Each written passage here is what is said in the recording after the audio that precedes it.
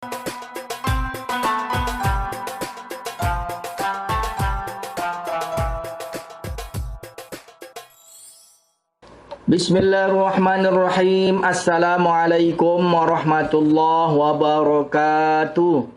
Alhamdulillahi rabbil alamin. Wal aqibatu lil muttaqin. Wala udwana illa 'alal zalimin. Asyhadu an la ilaha illallah wahdahu la syarikalah. Wa asyhadu anna Muhammadan abduhu wa rasuluh alladzi la nabiyya ba'da. Allahumma shalli ala sayyidina Muhammad wa ala ali sayyidina Muhammad. Pemirsa dimanapun berada, pada kesempatan hari ini kita akan melanjutkan yaitu kisah Nabi Yunus alaihissalam di dalam perut ikan.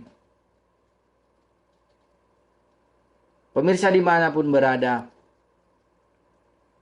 setelah pergi dalam keadaan marah ketika kaum Nabi Yunus alaihissalam yaitu ingkar dengan kekafiran kepada Allah Subhanahu wa taala, ingkar atas apa yang disampaikan Nabi Yunus.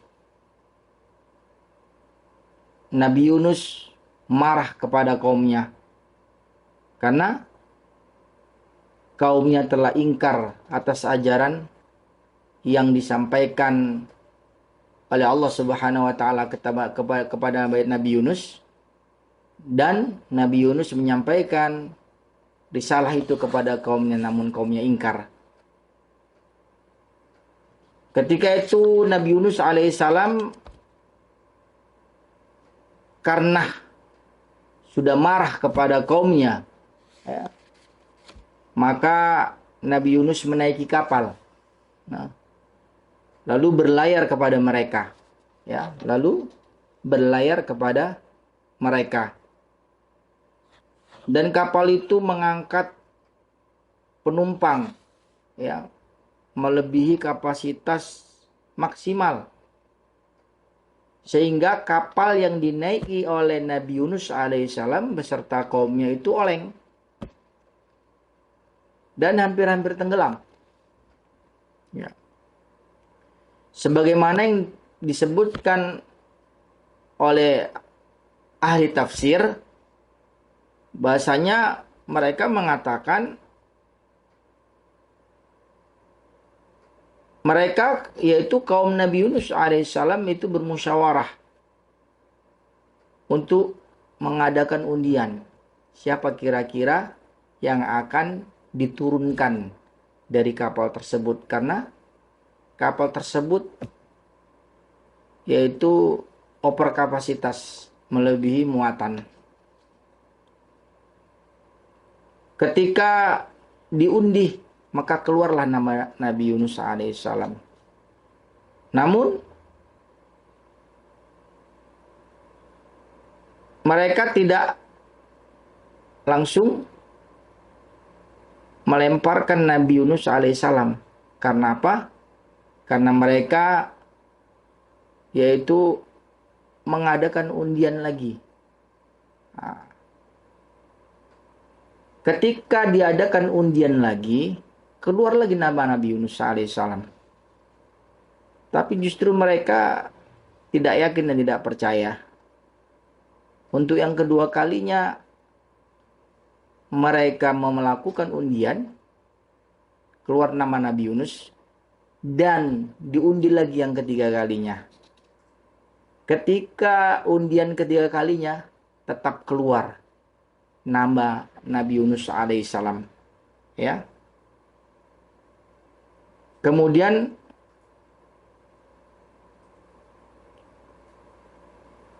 karena hal itu sudah menjadi kehendak Allah, kaum Nabi Yunus yaitu menurunkan Nabi Yunus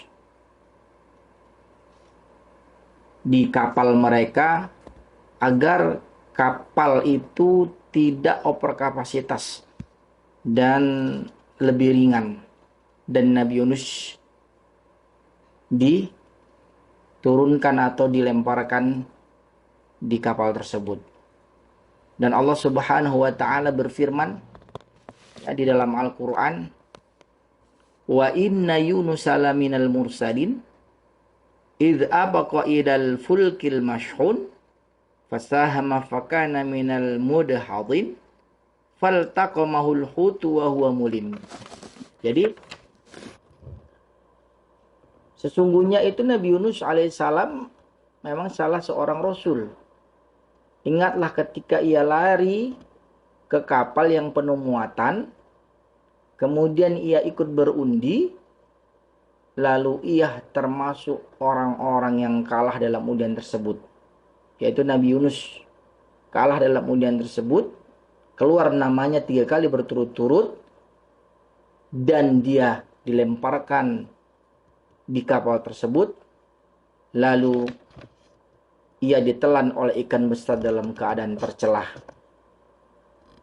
Ini dikisahkan dari Quran surah As-Saffat ayat 139 sampai 142. Pemirsa dimanapun berada, setelah undian itu jatuh pada diri Nabi Yunus alaihissalam, dia langsung menceburkan diri ke laut.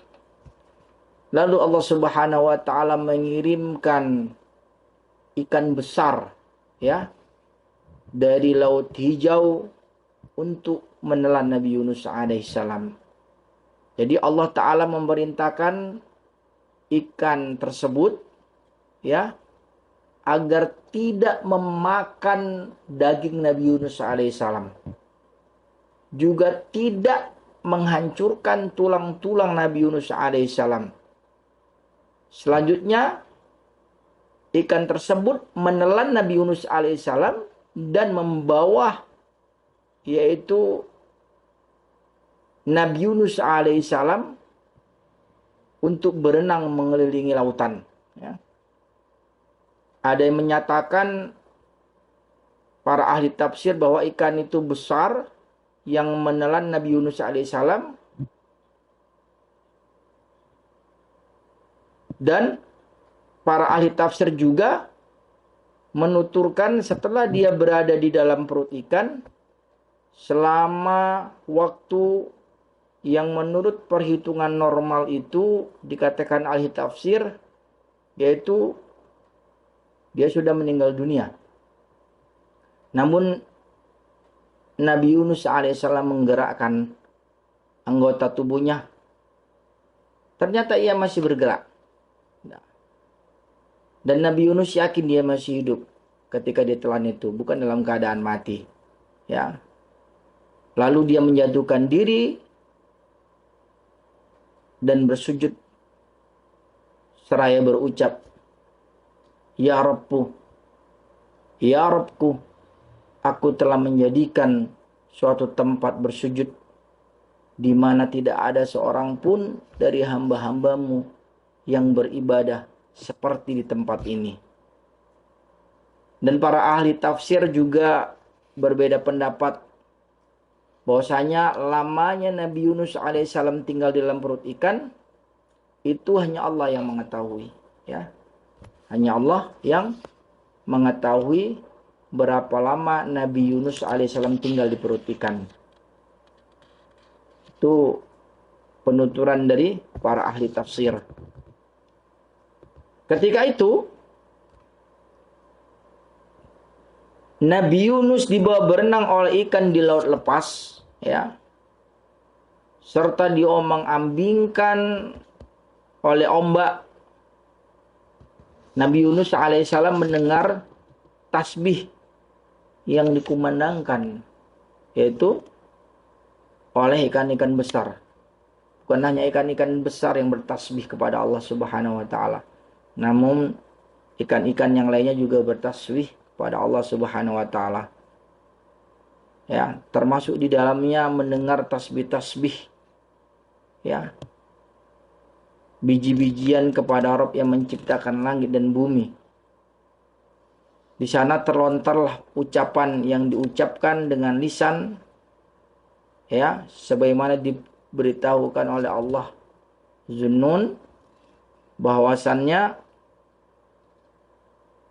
di Allah Zul Izzati wal Jalal bahwasannya zat yang mengetahui segala yang tersembunyi dan yang tampak, dan yang menghilangkan mudarat dan malapetaka.